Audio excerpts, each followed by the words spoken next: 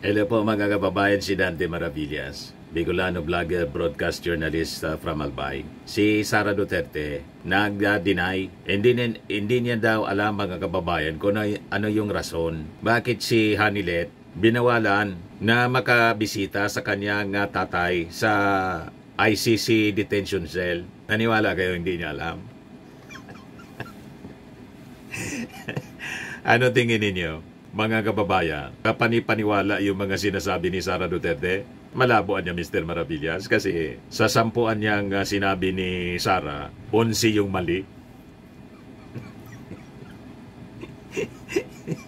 Hindi pa tumama mga kababayan sa personal nating personal na pagkakaalam sa mga sinasabi ni Sara. Madalas hindi totoo yung mga sinasabi, meaning kasinungalingan. Di ba? Kahit nga yung pagbanta sa ating Pangulo, after na pagmumurahin yung ating Pangulo, pati si Lisa, si Martin, nang ma-interview ng mainstream media, sila man lang anyang sabi ng ganyan. Wala man na anyang kung sinabing ganyan. Recorded na yan. Ano ba po? Lalo pag hindi recorded yung mga sinasabi.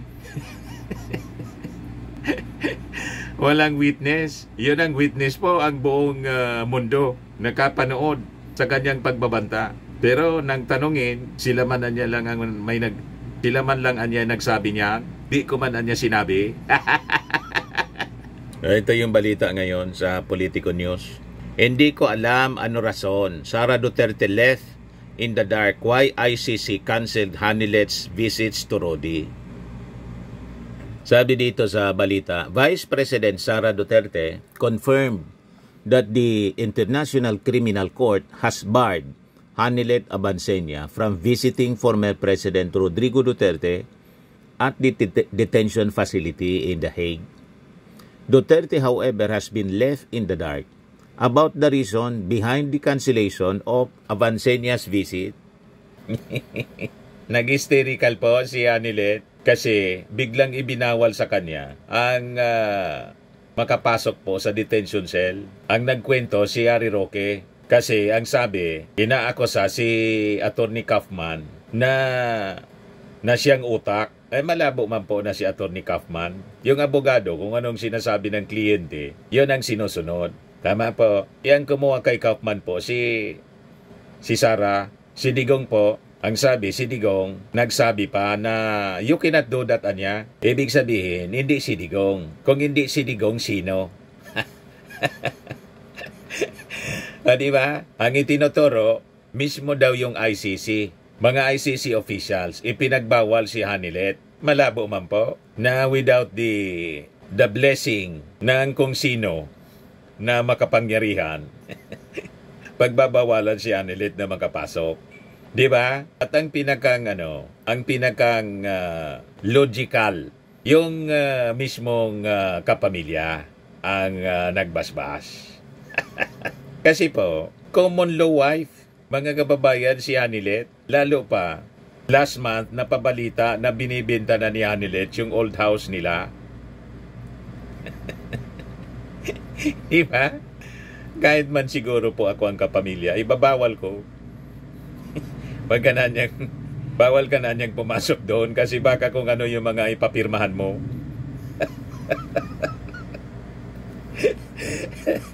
Kahit man po ako si Sara, yun ang gagawin ko. Madaling sabi. Ipagbabawal ko yung karibal ng aking nanay. Alangan man, pabayaan ko pang makapagbulong pa na kung ano-ano sa aking tatay. Yung aking nanay, nagsakripisyo na ng tagal na panahon. Pagkatapos dito sa mga huling pagkakataon, huling panahon sa buhay ni Digong, na sabi nila butot balat na at naguling habili na nga po. Pagkatapos, hayaan mo na makapagbulong-bulong pa si Hanilet. Diba po? Tama yung ating mga analysis, mga kababayan. Payag kayo sa ganon. Halimbawa yung tatay ninyo, may chicks, nagkaanak, yung tapos yung kalintulad ng sitwasyon ni Digong. Kung kayo ang anak ni Digong, kayo si Sara, Kayo yung tunay na pamilya. Hayaan ninyo na sa mga huling pagkakataon, powerful pa yung pangalawa. Magapagbulong-bulong pa kayo sa tatay ninyo. Di ba hindi? Sabi dito sa interview kay Sara, ang alam ko lang ay mayroong order galing sa ICC na ipinagbabawal, kinansel. Mayroong order na kinansel lahat ng kanyang pagbisita. Sabi po niya sa interview noong isang araw. Hindi ko alam kung ano ang rason dahil pinakita sa amin yung papel kung ano yung rason ng pagbabawal ng pagbisita ni Miss Hanelet Abansenia. Abansenia, mom of Kitty Duterte, recently flew back to The Hague to visit the former president. She managed a visit last month before restrictions were made. Hindi na pinaulit po. Yung una, pinayagan siya na makapasok. Yung pangalawa, after na mapabalita mga kababayan na ibinibenta yung old house, hindi na po pinaintulutan, biglang kinansel. Kaya nagwawala si Hanelet po. Maintindihan natin kung bakit ipinagbawal sa kanya. Kasi hindi man siya yung totoong pamilya. Tama po? Alangan man. Kaya nakita ninyo yung picture. Nagpa-picture si Kitty, si Baste, si Sara, tapos si Pulong. Ito po, may gustong ipahiwatig siya. Kung bakit may picture na ganito. Ayan Gustong ipahiwatig na silang mga anak, magkakasundo sila. Yan ang ibig sabihin ng picture na yan. Pero hindi si Hanelet. Hindi pwede. Hindi man nila kadugo si Hanelet. Si Hanelet, karibal ng kanilang nanay. Pero hindi man nila pwede na idamay pati si Kitty. Kasi si Kitty, kadugo ng kanilang tatay. Half-sister niya. Tama po ang reading natin. That is normal po mga kababayan na pagdating ng panahon na matanda na yung magbibigay ng pamana, yung mga tagapagmana ng mga ari-arian nagiging siloso sa mga kung sino-sinong tao na umaali-aligid. Hindi niya po pwedeng ganon. Ako, mga reading ko man lang po ito. Hindi ko man alam kung ano talaga ang kwento. Kasi sabi nga ni Sara, hindi man daw niya alam bakit kinansel.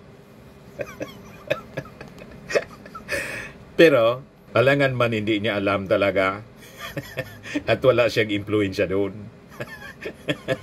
Di ba po mga kababayan? O ngayon, dito tayo sa impeachment ni Sara Duterte kasi may pinalabas po na statement si ex-Justice Adolf Ascuna. Sabi po niya, yung apat na impeachment complaints on same day do not breach 1-year bar.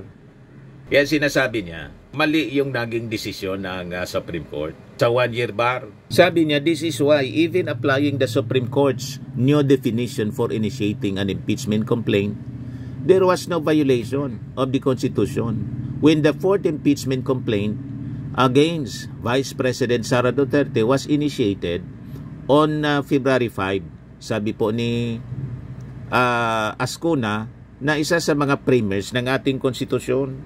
Ascuna pointed out that what Section 3, Subsection 5 of Article 11 of the Constitution prohibits are the impeachment proceedings that more than once within a year or not more than once within a year. It does not say not more than one a year. So, the four initiated complaints on the same day were initiations done once within 1 year. Paliwanag po niya. Initiations occurring once within a year, all on the same day, do not violate Section 3, Subsection 5, Article 11 of the Constitution.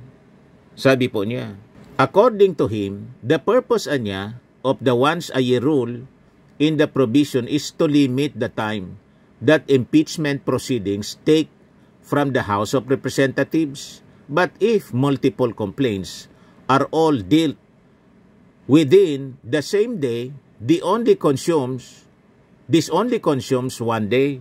So, the more than once a year rule is not violated in Duterte's case. Kasi yung 4 na complaints niya, dinil na lang naman po, sabi ni Ascuna, sa loob ng 1 araw lang anya ginawa. Tama naman po yung kanyang paliwanag. Yung 4 anya na complaints against Duterte, we read on the floor in the House on February 5.